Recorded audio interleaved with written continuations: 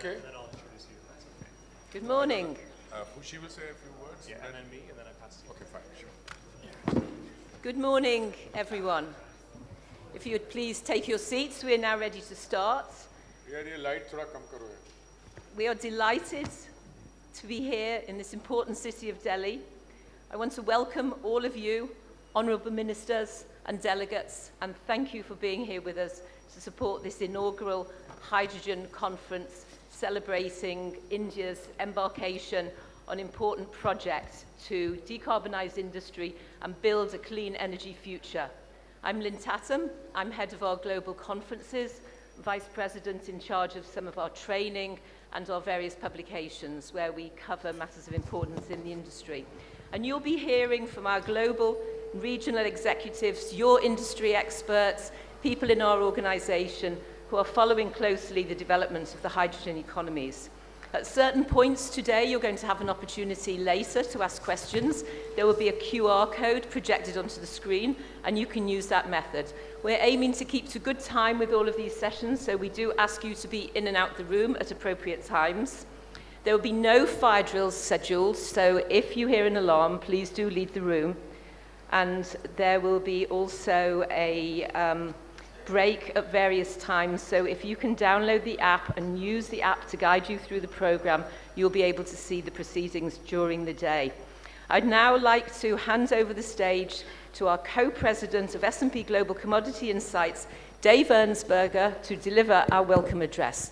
Please join me in starting the conference with a round of applause. Thank you. Thank you so much, Lynn. Good morning, everybody. Welcome, Minister. Welcome, industry leaders, attendees at the conference, friends and colleagues. I'm Dave Ernsberger, as Lynn was saying there, and we're extremely excited to welcome you all to our first ever World Hydrogen India event. It's a great moment in time to bring everybody together to discuss what's happening in this really exciting energy expansion space. I want to thank all of our speakers who are joining us today, especially the minister imminently, and all the speakers who are taking part today and tomorrow, and our lead sponsor, Acme, as well. We at S&P Global Commodity Insights are really proud to play a role in supporting India's journey in developing hydrogen capabilities, taking a leadership role in the global hydrogen industry, and the special emphasis here in India on green hydrogen as well. And this event today and tomorrow and some of the conversations we'll be having are a really important part of that. India's national green hydrogen mission is a really important part of the global journey towards cleaner energy, energy independence for countries like India and more beyond, and building supply chains to meet energy demand in the near and medium-term future. The vast renewable resources here are a great basis, as we're going to hear from the minister, in making these investments and pioneering this new technology, and India is in an excellent position to really lead the world in developing green hydrogen and hydrogen in general, given that really strong asset base. Collaboration between the private sector, the public sector, government leadership, and traders and more and beyond in the supply chains will really be what propels this new industry forward.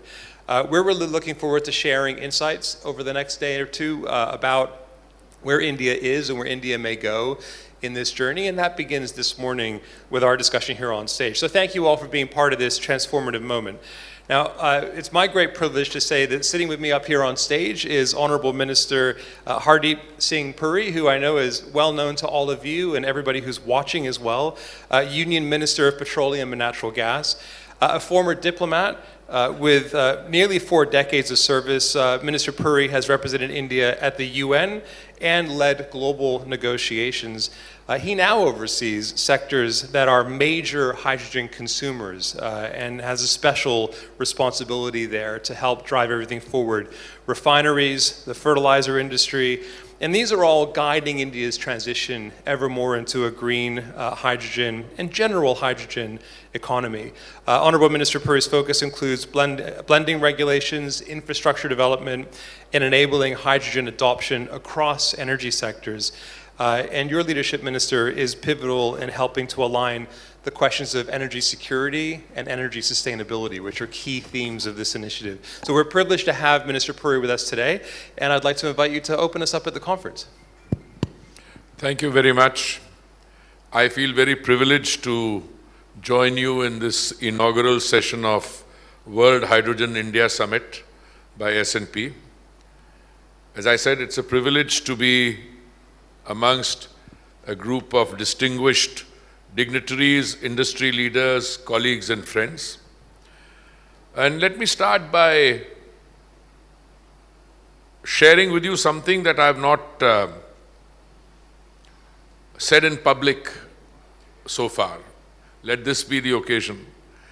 When my boss, the Honorable Prime Minister, announced the green hydrogen mission, that is that India would be pursuing green hydrogen in mission mode, from the ramparts of the Red Fort on 15th August 2021, I had already been Minister for Petroleum and Natural Gas, which is for 2 years. And I'll come to the nomenclature and my title.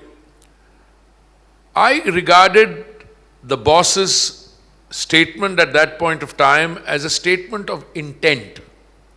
That is, he was signaling the entire ecosystem, government, and as you mentioned, public sector, or what we call our oil marketing companies, youngsters, innovators. And I thought it was a very timely, a very necessary statement of intent.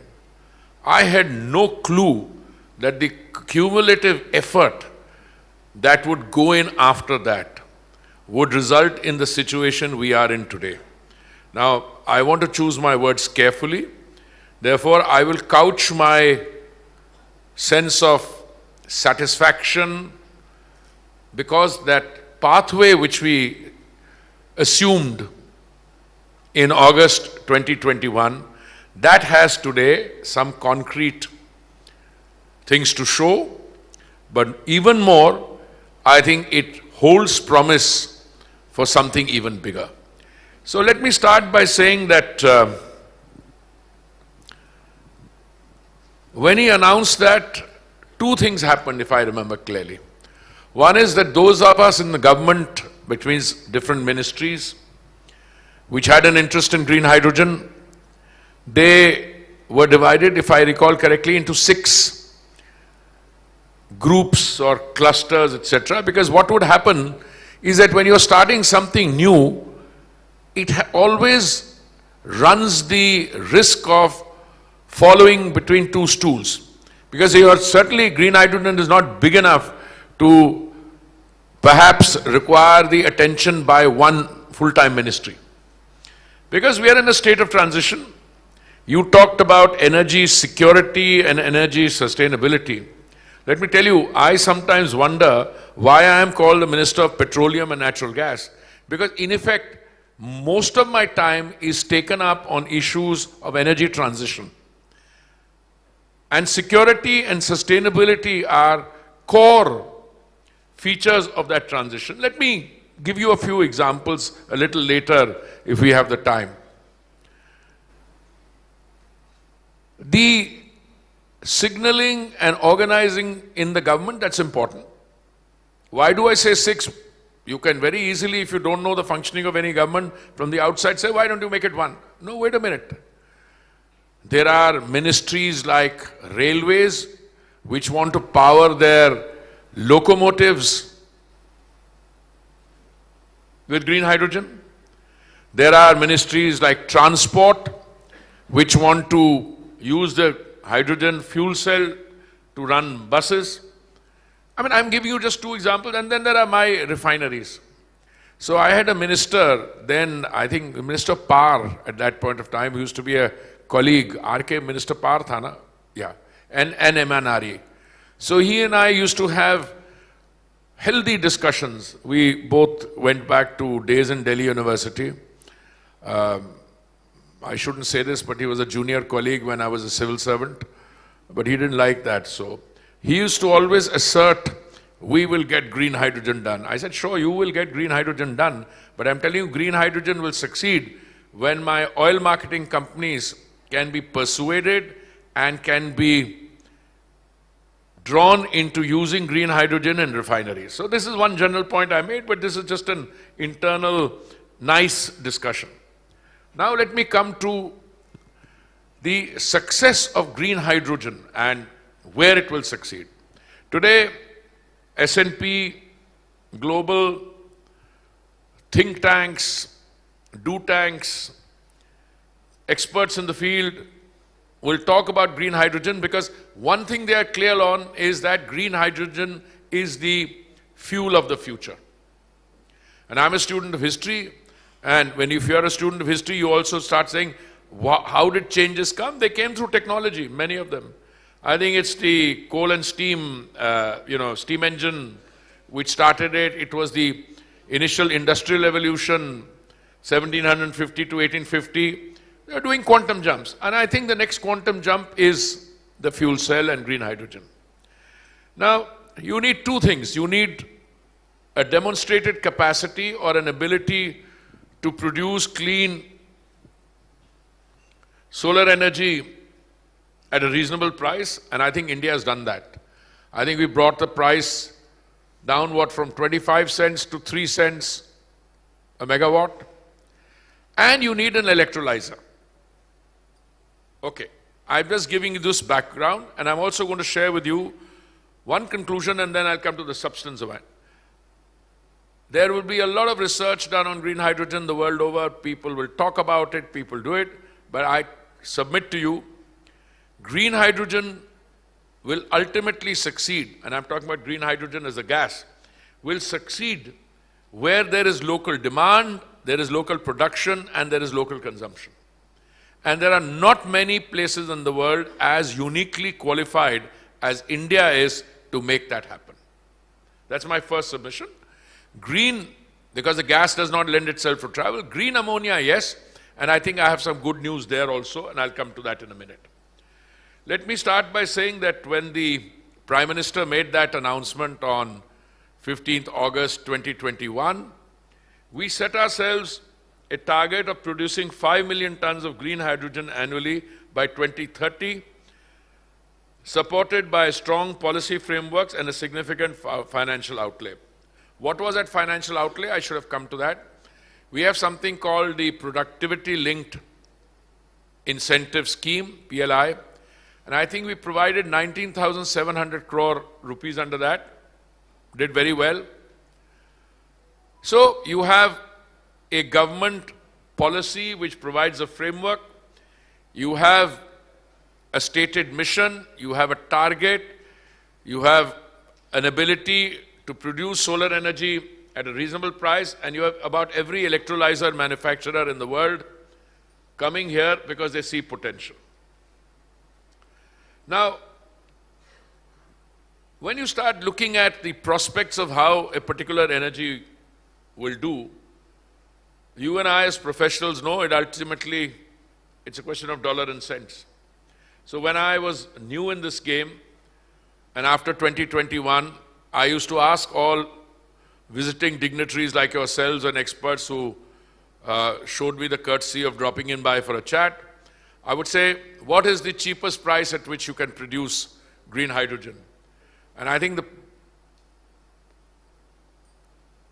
figure I recall is somebody said we can produce it for $5.50 a kilogram. Now that was partly unsettling for me because I remember my first conversation and as a newly appointed minister with my American counterpart, Jennifer Greenholm at that point of time. And she said, Minister, we are very keen to do what is called 1 for 1 for 1. So I said, oh, what's that? He said, 1 kilo of green hydrogen for $1 in 10 years. I said, that sounds very impressive. So if somebody turned around and said, and that is the objective, and you're only at $5.50 a kilo, then you have a long way to go. But as things went on, what we saw happening is that in the first tender which IOCL floated, which one of our companies, I think Larsen and Toubro, got, the price came down quite significantly from 550. If I remember correctly, it was around $4 something. Now, if you get it down by $1 in the first tender, then the next one was, I think, floated by HPCL. There it came down even more. And today I'm told that we are hovering around $3.50. And these are only two tenders. And I am sure, and on that I can be more definitive, that as we expand, we replicate, we deepen, we are going to come below $3. Now I make a submission to you. India spends $150 billion annually on the import of energy. Tell me if from $3, from 3.50 to $3, if it comes down to 2.5 per kilogram, what's going to happen on public policy? Every time you have a conclave like this, or you have a gathering amongst the knowledgeable in the energy world, they'll all say, invest a little more, do something, and there will be a public clamor followed by sensible public policy to go for green hydrogen in a big way. Therefore, I share with you my assessment that our, initial target of 5 million tons of green hydrogen annually by 2030, I personally think is a conservative target. I can say that now, and yet I started by telling you that when the mission was announced in August 2021, I was one of the first to say, oh my God, we set ourselves a target. But I think we have more or less demonstrated a capacity to meet targets when there is political will and ecosystem. I used to be ambassador to Brazil much before I went to the UN as ambassador. No, I was ambassador to the UN in Geneva before that. And I was personally fascinated with the biofuel story, ethanols. I was in Brazil, and I used to marvel that you could go to a petrol dispensing station and you could decide based on the price of ethanol that day and normal petrol, but even the base petrol then was, I think, 20%, if I remember correctly. It's many years ago. I'm talking about 2006, 19 years ago. I think the base petrol was already 20% mixed with ethanol, which is going up now. It went to 27, and I think they wanted to take it to 35 or something. And I said, when will we be able to do it in India? Well, we had an agriculture minister earlier, who's now a very senior statesman, opposition politician. He tried, but when we came to 2014, before the Modi era began, we'd only done about 1.4%. And that also, let me tell you, our initial target was to do it in 10 of our states and union territories, and all we could do overall was 1.4%. We set ourselves a target of biofuel blending of 10% by 2020, and we achieved that 5 months in advance. Then we set ourselves, not 2020, I think 2022, somebody will correct me. Then we set up a 20% target, I think by 2030. First target we achieved 5 months in advance, the next target we achieved 6 years in advance. And now I'm in the happy situation that people are having a fisticuff, which is all, we should take to 27%, somebody should take it. I said, I've told them, relax. Our target was 20%, we've reached 20%, we have all the stakeholders on board, we will consolidate, we will assess, and government policy will be worked out after we have got all the ecosystem, all the parts. Because initially there was SIAM, the Society of Indian Automobile Manufacturers were telling me, oh, this will happen to a car, that will happen. I said, nothing will happen to the car. They're doing it in Brazil. Then I brought a delegation from Brazilian, same automobile manufacturers, the German, the Japanese cars. Anyway, now they've all come to very clear. Some guys who have a little extra time try to troll us occasionally and they, oh, this happened to my engine and I live in Gurugram and I find because I use ethanol blended, my engine efficiency has come down by 3% or something. So I have a good laugh. Then anybody who's been between Delhi and Gurugram or Aerocity knows that your engine efficiency comes down not because of your what you've got in your fuel tank, but the amount of time you spend idling, like in Tokyo or in other capitals. So anyway, that's a joke. But seriously, we've done 20%. We've done a great thing. I'm very happy to tell you we didn't stop there. Compressed natural gas. When the prices were very high, I used to tell my colleagues, I worry we're putting in this infrastructure in. What will happen? I hope we don't have a No, they kept producing the cars and and the CNG supplies there. All in all, whatever we have undertaken in energy transition, they're doing well. But I think the real good news is going to be something. No, I could share with you that I'm very happy about what's happening in exploration and production. But today we are talking about green hydrogen. And I can say that 3 or 4 things. Larsen and Toubro's bid, which I mentioned, for the Indian oil at Panipat was for a 10 KTPA plant at 4.5 kilos, including GST. Now, that's a very important, if you take GST out. Okior Energy's bid for HPCL at Vishakhapatnam was for a 5 KTPA plant at 4.39 kilograms, including GST, showing how global competition is driving the price discovery. Then Okior Energies has also won the tender for a supply of 5 KTPA of green hydrogen plant annually for 15 years at BPCL's Bina refinery. But now something else is very interesting is happening, and which is that I find that the tenders floated by the Solar Energy Corporation of India for green ammonia. By the way, our companies were already winning commercial contracts for supply of green ammonia because unlike the gas, green ammonia can be exported. And I remember 2 cases. One was a company in Germany, I think, they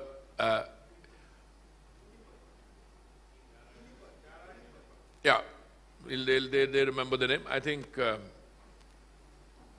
And I think the Singapore Electricity Authority, which is buying a new General Electric plant. And so here one Indian company was winning tenders to export green energy. Well, that's export.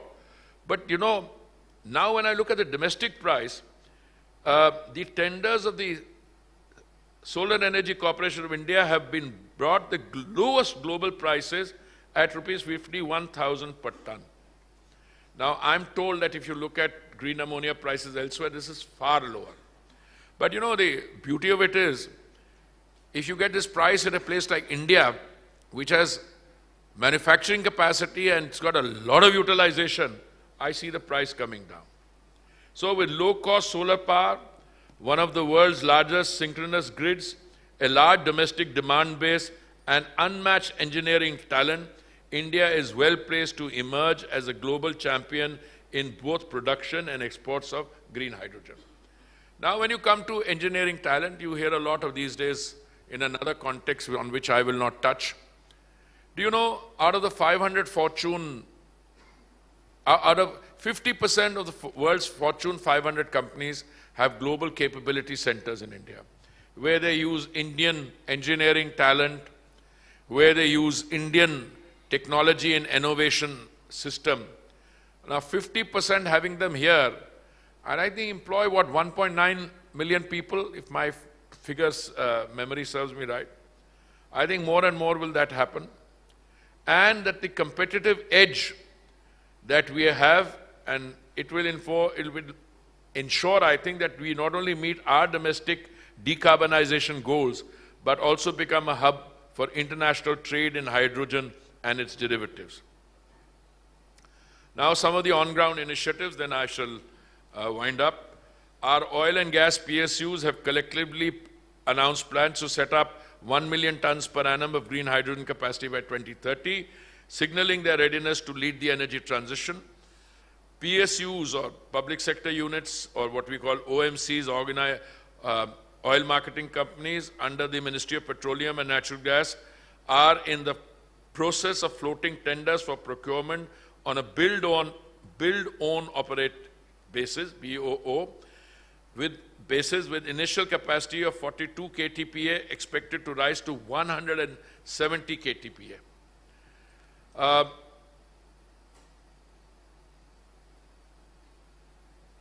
Under the National Green Hydrogen Mission, road transport, we have 37 vehicles, buses and trucks, and 9 hydrogen refueling stations to run different routes in the country. I was asked by my boss once to take the Prime Minister of Bhutan around Delhi in a bus which had the fuel cell green hydrogen. And of course, after that we decided that instead of it a normal passenger, I think we retrofitted it in luxury mode also. I think we had comfortable seats so that you could take a VIP, VVIP around. We have awarded 19 companies 900,000 tons per annum of green hydrogen production capacity under the National Green Hydrogen Mission. This is a significant stride towards becoming a global leader in green hydrogen and aiming to capture 10% of the global market in 2030. Now, that's a statistic I don't want to use too often, because I would like personally to see global hydrogen, green hydrogen come all over the world. Because if you are wedded to transition, as I think all of us here are, then it doesn't matter how many percentage we have. 10, we may have 8, but I want the global thing to rise, because I think that's where collective salvation lies, quite apart from what someone else may suggest to you. I think that transition is very necessary. Dedicated green hydrogen policies have been notified by our state governments. You know, we are a federal structure. We have cooperative federalism, so it's very important that our state governments be on board. And I'm very happy to say, so far, Andhra Pradesh, Maharashtra, Uttar Pradesh, and West Bengal. Insofar as the vision for the future is concerned, we have already shown, I think, what is possible. 2.6 gigawatt of solar energy by 2014 to over 123 GW today. I mean, the jump from 2.6 to 123 in 11 Modi years is, I think, significant. We have built a renewable base that can anchor hydrogen production at scale. And then finally, I would like to say that S&P Global Commodity Insights projects that by 2050, global hydrogen demand will grow at 3.5% annually, reaching 220 million metric tons per year, with 60% supplied by low-carbon sources. I hope you're right. More strength to your elbow. I would like to see by 2050 is too late for me, but 2030 and 20 and that. But you know, what is fascinating is to be part of that journey. And that's what I think is very. About 30% of this demand will come from new sectors such as transportation and power generation. In a more optimistic scenario, driven by strong climate policies and technological breakthrough, demand could even exceed 300 million tons annually, with over 70% supplied by clean sources, helping the world keep global temperature below 2 degrees Celsius by 2100. Now, I think in whatever way you look at this thing, I think we are in it together. I think this is a collective challenge. The investments and path forward also, I think, is something that we can collectively work on. And I think our roadmap is clear: scale up production, drive costs down, enable exports, and become a trusted global hub for green hydrogen. I mean, that's the overall message I want to give you. And I want to conclude by saying that with distinguished gathering like this, industry, investors, innovators, but I would like, on our side, to say that we would like to send you the message that hydrogen is not just a fuel of the future, but a pillar of energy security, economic competitiveness, and environmental stewardship. I extend my best wishes to you, sir, to S&P Global, and I want to wish all of you gathered here 2 days of fruitful, meaningful, and positive outcome-oriented deliberation. Thank you very much. Thank you, Minister. That's great. Honorable Minister Puri, thank you so much for so many thoughtful and detailed comments about the exciting work going on in India, taking leadership in green hydrogen. And if I may, I just want to ask you a couple of questions to go a little bit deeper into some of those topics while we have you in the audience here today. So I agree with you in your statement that we're all in this together. All of us have different roles in this room and listening online and taking these conversations forward. And like you, I hope that our projections for the size of the hydrogen market by 2050 are correct. And even that maybe the arc of history bends towards the bigger number, not the smaller number. But the work that's happening here in India will play a crucial role, really, in where we land on that. But I hope that we're right there, too, because it's an ambitious vision of the future.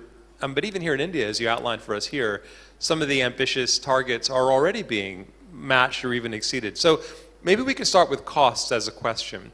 I was fascinated to hear you walk us through the progression in the tenders already from $5.50 to $4.50, targeting maybe one day $1 per kilo future, one day, right? How do you think that bending the cost curve down would impact energy imports on the one hand and drive industrial uptake on the other? So, how does that cost curve coming down affect imports of energy and industrial uptake of hydrogen?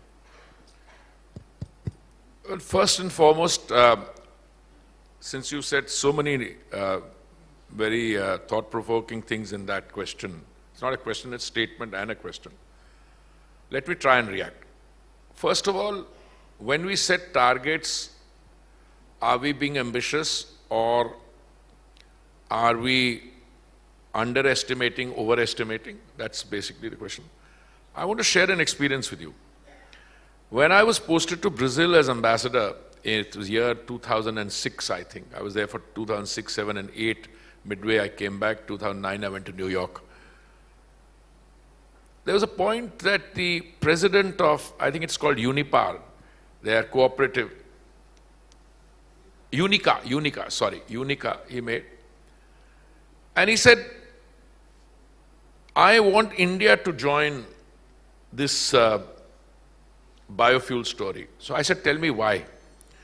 He said, Brazil is already in there, but then, Brazil is different from India. Brazil has 3 times our land area, 1/6 our population, 22% of the world's freshwater reserves. India has a much larger population, pressure on land. We don't have that kind of freshwater luxury. But he said, if India joins, United States is already there. United States primarily makes biofuels from corn or maize. We are there, and I see the Chinese also doing. So he said, if you have India also joining, you will see that biofuels may actually become a tradable commodity. Now, he said that in a particular context. We were trying to do 1.4, we were trying to do 10% blending and, 5% blending. Sorry, I should have got that right. In 10 states, we wanted to do 5%. We couldn't even do that. We ended up in 2014, when Mr. Modi took over, we were only at 1.4% blending. Today, we have a global biofuels alliance. How many? 28 countries are members of the global biofuels alliance. Today, every international organization which deals with energy is part, including people who are in the traditional fossil fuel industry. Some of those countries are there also, because they want to see what's happening. Look, energy is one thing where an estimation can be achieved and you can do better, because one thing there is no doubt on, that you will need more energy. Now, when you talk about, cost curve and what will happen to other things, my favorite story, and some of you may have heard it, so I don't mind repeating it. There was a guy who was a bright young economist working in Shell, I think in 1976. And he did some forward thinking. He said, oil is going to peak by the year 2000. Today, if you were to assign any young economist anywhere in the world, in any company, no matter which country you are in, he's not going to stick his neck out whether 2020 or 2030 or 2040 or 2050. So I think your estimation of 3.5% or 5%, You know, the world economic progress, the hunger for energy, I think it's insatiable. So you will have a situation where you will have traditional energy, newer energies, technology jumps. That will go on for a long, because even the most optimistic scenarios on these things don't take you away to a displacement of the rest. That's a simple, layman's understanding of displacement and cost. But costs will come down. And when costs come down, manufacturing will be affected. Today, I have Tata Motors, I think, and my R&D lab of IOCL collaborating to make the fuel cell buses. And we have about 15 of them in Delhi, etc. But I want to use them for demonstration. I want the idea. I am very happy with events like this, because then you can, the message goes. That's not we alone, some egghead sitting somewhere. It's the international community, S&P Global. Everybody's involved in this kind of thing. Great. I have time. I think we have time for one more question, I think, if that's okay. Lady already getting up. Maybe our time is over, but I'll take one more question, yeah. Okay, I think you and I are having too much fun up here. I have a flight to catch also. Oh, is that okay? In that case, I really have to get you out. Let me ask you that one last question while we're here together. And again, thank you so much for your time, because these are important conversations. You know, you mentioned the world's insatiable appetite for energy, and we often think of the hydrogen story as being part, at S&P Global, of an energy expansion, energy addition story. So I agree with your hypothesis there. So my final question for you is about the role that India can play as a global leader in exports. Now, we talk a lot about the size, the scale, the logistics inside of India to support development of this industry, but I think India has a unique opportunity to play an important role in exports as well. 100%, I'm with you. How do you see that playing out? No, I've seen, the green ammonia thing is a case in point. I was just, when my colleague walking in told me that he's just got to know that the Solar Energy Corporation tender prices had come down to what, 51,000 rupees a kilogram. So I immediately thought myself that the guys whom they exported it to must have been at a higher price.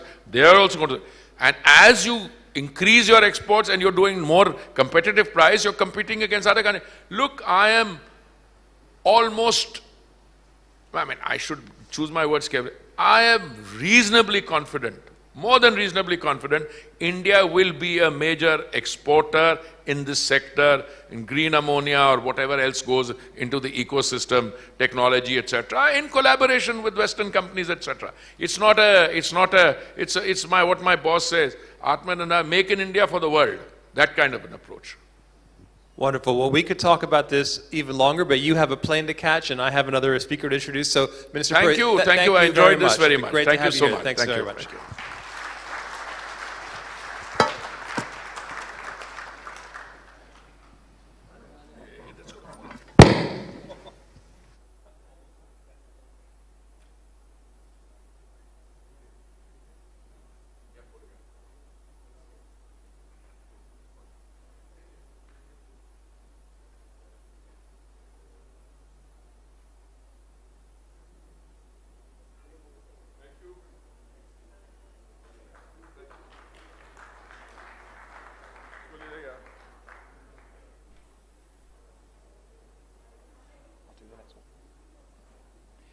Okay, well, thank you again, Honorable Minister Puri, for joining us and leading us through an opening conversation around the amazing progress we're seeing in India already around some of these important investments in green hydrogen and hydrogen more generally.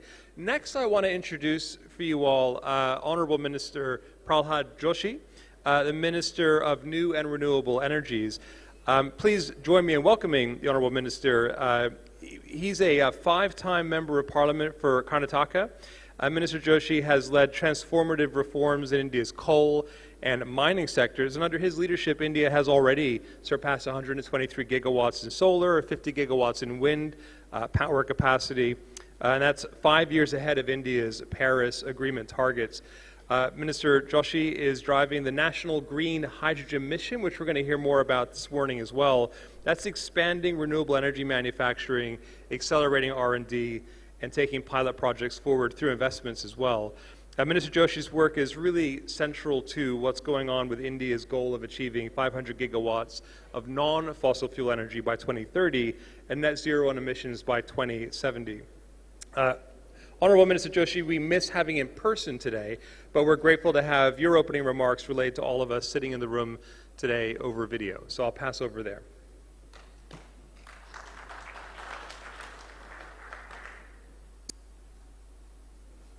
Namaskar. Very good morning to everyone. It is pleasure to virtually address this gathering. I had planned to be there in person. I was particularly looking forward to interacting with Mr. Dev, co-president of S&P Global Commodity Insights, and other distinguished guests. However, I had to travel to Baswada in Rajasthan for a program with Honorable Prime Minister. I am still happy that I get to share my thoughts with you all at this important gathering, the World Hydrogen India Conference. Everyone joining this platform is connected by shared belief in future powered by clean energy with green hydrogen at its core.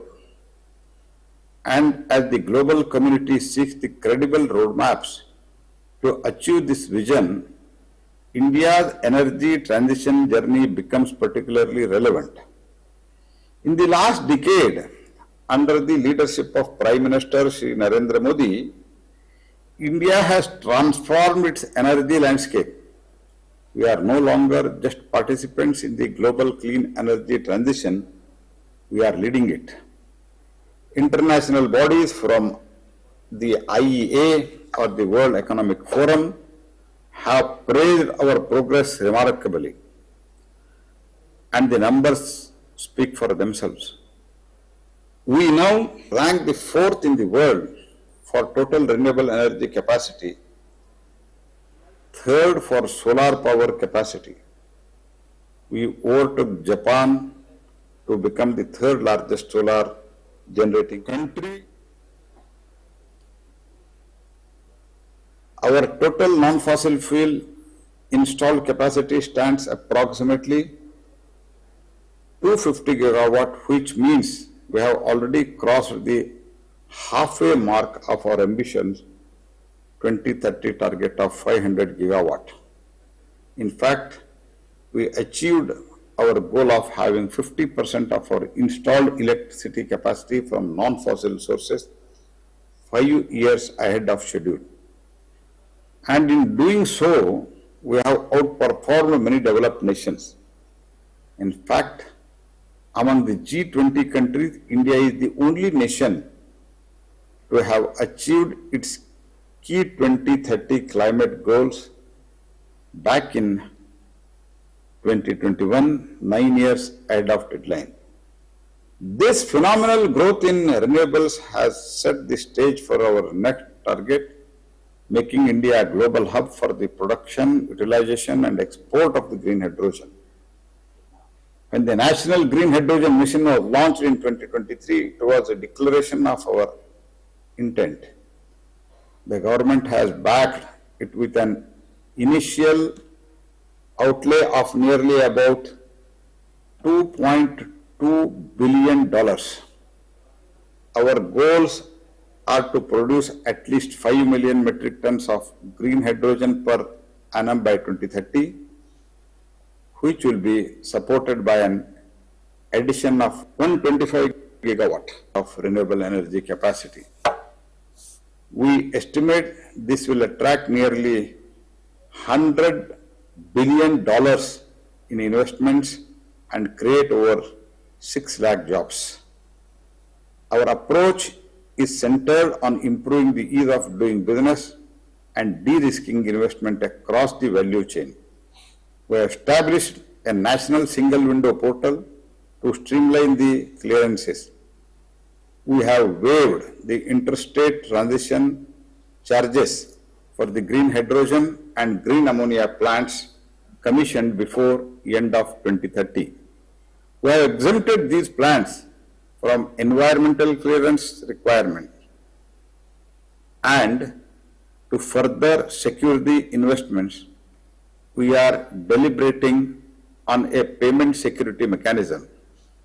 These are the fundamental reforms designed to reduce the project timelines and improve the financial viability from day one. A core pillar of our mission is demand creation in hard to abate sectors. To date, 19 green hydrogen production projects with capacity over 4,300 tons per annum have been commissioned, serving sectors from steel, glass manufacturing to refineries and transport. We are running 5 pilot projects to introduce the green hydrogen in steel sector. In shipping, we are moving strategically from retrofitting old vessels to prioritizing the acquisition of new ships that run on green methanol and developing bunkering facilities at key ports. In surface transport, 5 pilot projects are deploying around 37 hydrogen-fueled vehicles and 9 refueling stations across the 10 major routes. The most compelling evidences of our progress comes from the market itself. Under the strategic intervention from the Green Hydrogen Transition Program, we recently concluded the auctions of supply of 7,24,000 tons of green ammonia to our fertilizer industry. We discovered the price as low as rupees 49.75 per kilogram. That is approximately 55 US cents per kilogram. So we offer the most competitive prices discovered anywhere in the world. This demonstrates that green hydrogen derivatives in India are rapidly becoming economically competitive. We have already awarded incentives for the domestic manufacturing of 3,000 megawatt of electrolyzers annually. Of this, I am proud to share that over 1,100 megawatt electrolyzer manufacturing capacity has already been installed in India. We are already building international partnership to secure the offtake. For instance, we are working with Germany's H2 Global to create a long-term purchase agreement for the green hydrogen derivatives produced in India for EU market. We are building the entire green hydrogen ecosystem brick by brick. To become the reliable supplier to the world, 2 things are essential: undeniable quality and unbeatable cost. We are ensuring quality through a robust framework of 120 published standards. This gives international partners the confidence to invest and sign the long-term offtake agreements. India is positioned well to produce the green hydrogen at a globally competitive price too. Our ambition is to bring the cost below the $2 per kilogram by 2030. As we look ahead, we know that innovation and skills are key. We have allocated $45.3 billion for R&D and have already sanctioned $13 million for 23 projects.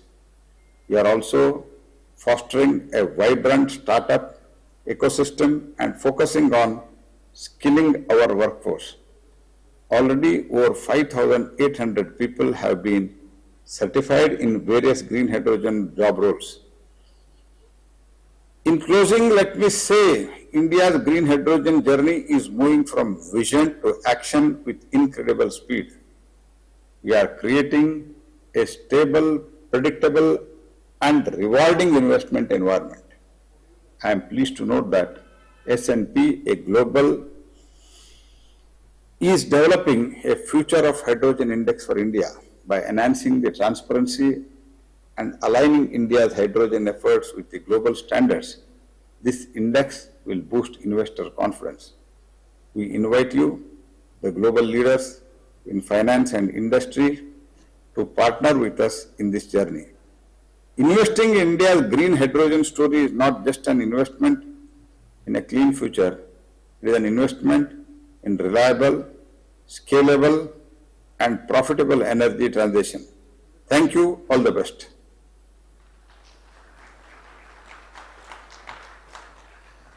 Well, thank you very much, Minister Joshi. It's exciting to hear how India is turning vision into action. It was very much caught my ear there, and some of the progress in skilling some of the Indian workforce to have green hydrogen qualified skills to take to the industry, and also taking costs, I think we heard there, down to a targeted number of below $2 a kilo by 2030. So it's very exciting. It's my privilege now then to introduce Mr. Abhay Bakri, who is the Mission Director of the National Green Hydrogen Mission. Mr. Bakri and I had a great conversation this morning about some of the details. I was grilling him on some of the details of what you just heard just now, so I'm looking forward to what he's going to share with the audience today. He's leading India's efforts to position itself as a global leader in green hydrogen, as we've been talking about this morning, and underscoring the critical role in India's clean energy future for green hydrogen. Under Mr. Bakri's leadership, the mission is driving demand creation, which is a really important part of the process. We heard that from Minister Puri this morning as well. The proof is in when industry adopts this fuel source as a key part of the supply chain. And that's around electrolyzer manufacturing, cutting-edge research and development, and more. So, Mr. Bakri, please join us on stage.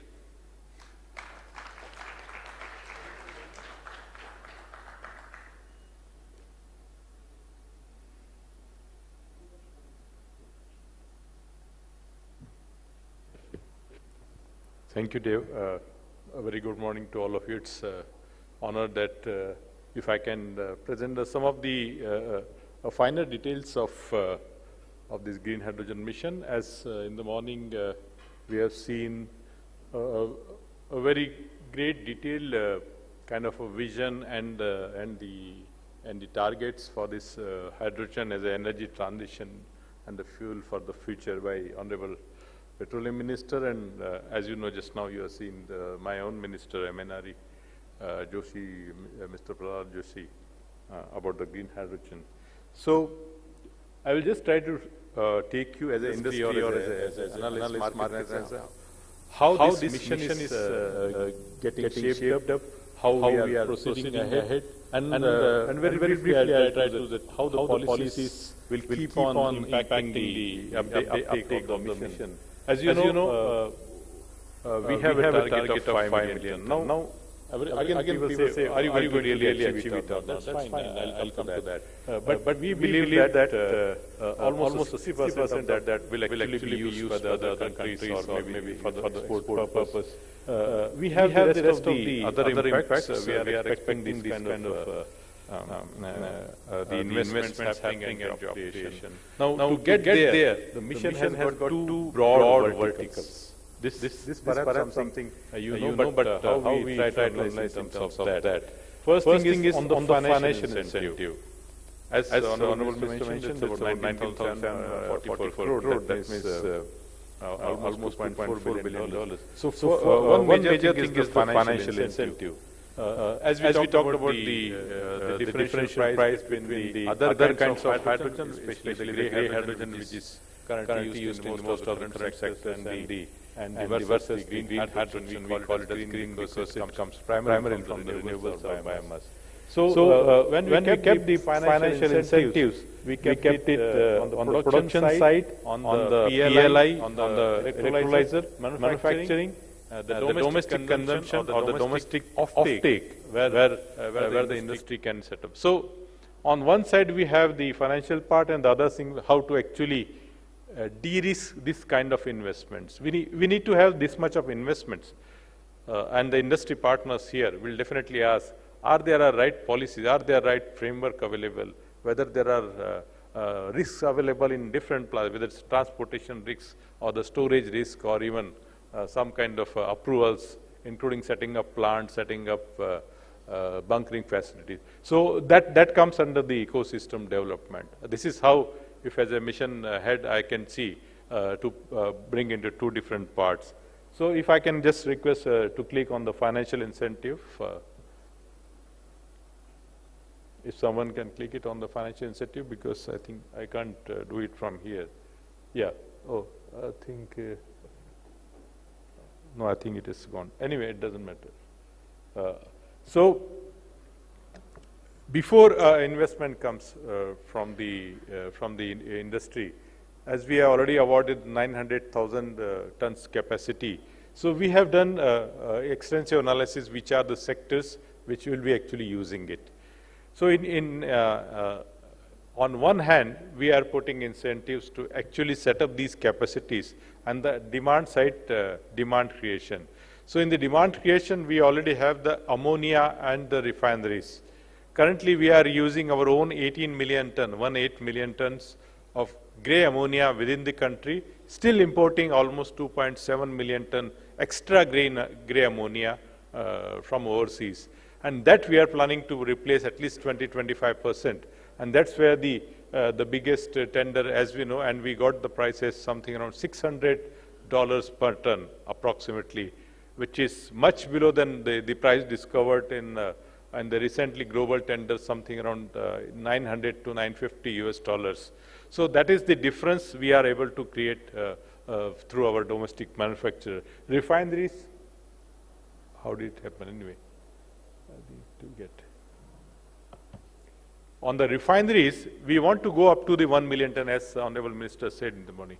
And the kind of prices we are getting now somewhere around $3.5 will further bring down in the coming years when the refineries start maturing themselves, and it's ready-made available. But what lies ahead is to create more and more demand for that. And that's where we are trying to put new sectors which are immediately available, subject to the trials and the proving the technology. One is the steel. So the steel pilots we are already commissioned. The DRI process, which is very much feasible in terms of use of hydrogen as a reducing agent. It can replace or it can be blended from the green hydrogen part. The shipping, the current IMO regulations are expecting that by 2030 itself, there will be 23 million tons of green fuel requirement. Even if half of that comes from a good option called green methanol, India is ready to produce that. And that will require something around 2 to 2.5 million tons of green hydrogen additional requirement within the country, which has not been estimated. So now we are creating a huge demand for production of green methanol through green hydrogen route. And that's a new area which is coming up. We are trying to come up with similar kind of demand aggregation tenders for the green methanol, which can be actually used for the export purpose. The other thing is the transport sector. When we talk about the cost affordability in different sectors, the closest one where we can have the efficiency and the total cost of ownership is the transport sector. As Honorable Minister mentioned, the per kilometer cost for running a hydrogen truck versus a diesel truck is very close. It is something between 20 to 25%. And over the years, when we come out with more decentralized production, I think the cost of running a hydrogen truck will be almost at par with what we are having as the diesel. So that's a good option. The transport's heavy all coming up. Other things, research and developments and testing facilities. One thing I want to say that when we are all setting up these kind of production plants, the industry will immediately ask me, where is the testing facility? How do I test my electrolyzer? How do I test my fuel cell? How do I test the different materials, the pipelines, the storage? Where do I test the equipment of for the application? So the testing facilities, we have 5 we have already sanctioned, another 4 or 5 we will sanction is very soon. The most important part, and when it happens, because at the end we are trying to create a new fuel, which is a hydrogen or a green hydrogen, which will replace the existing energy basket. We need to have robust framework for standards. We want to make sure that there is no area where the standard is not available, whether it's a production, whether it's an application, and that's how our different bodies, they are all trying to create different, the kinds of standards which are required in different sectors for that. A quick recap, as I already mentioned, the 600 US dollar ton is going to give a good boost for all our manufacturing industry or production industries to export, find out the export partners. We are trying to come out, as I mentioned, with more and more bids on refineries and the grain methanol here. Now, few more areas which are coming up, which briefly I can. Some of the MSMEs and petrochemical plants, including DAS or even some of the furnace plants, they are trying to now trying to use green hydrogen as a blending in the natural gas processes. So that's one area where we can actually come out with a good requirement. We had 2 workshops on with MSMEs. Once we promote the hydrogen use in MSMEs, it will actually be scaled up very fast. So apart from the large industry, it's the MSMEs now who are going to develop these things. And for that, as Honorable Ministers mentioned, we have again invited the bids and the proposals for the startups. So startup, once we we expect at least 20 to 25 new startups to start projects which we will be directly funding on the green hydrogen applications, and that will be a new beginning and a new push for the green hydrogen sector. To end, as I mentioned, we are trying to come out some of the hubs portion. Now, how this will be scaled up, we need some kind of a trajectory available. So we are trying to start with few hydrogen valleys. Hydrogen valleys will be actually coming out at different locations, and the different locations, these hydrogen valleys will be actually converted into hydrogen hubs. So hydrogen valley is a kind of a small area where different production applications, testing, everything will happen. Pune, Cochin, Jodhpur and Bhubaneswar, at 4 regions we are planning. Now we want to go into major hubs, and some of the hubs which will come up, and this is the trajectory where these hubs like Tuticorin, Kandla, Paradeep, Gopalpur, and many other parts, some of the more hubs are coming up, Visakhapatnam. So these hubs will actually have a trajectory for production and setting up these plants. So all these things will actually lead to, as I mentioned, very easily the target of 5 million ton capacities within India for different derivatives and the kind of offers or the opportunities available for export for all our industry with these kind of a competitive price is immense, and most of our industries are already tying up with the European companies, Japanese companies, Korean, Singapore, etc. So I believe in next 5 years, in fact the next 2 to 3 years will be very crucial to scale up, and by next 5 years we are not only going to have these capacities and the targets, but we will definitely emerge as a leader, as our apex authorities have announced, and the way we are going. Thank you once again for inviting me here in this August gathering. Thank you so much.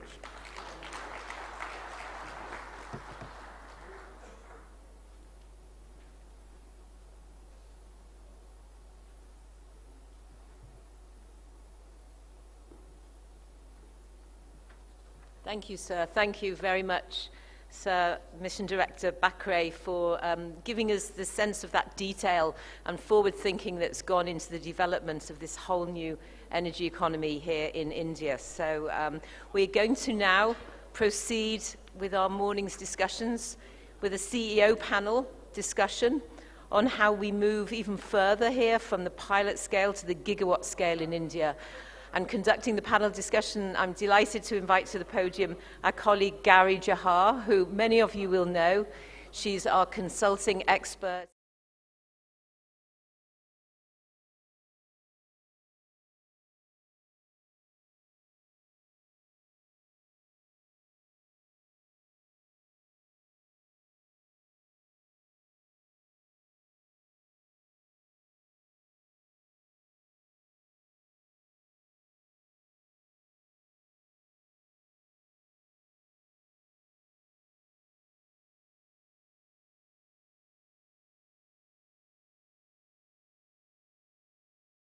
and thank you for being our sponsor as well.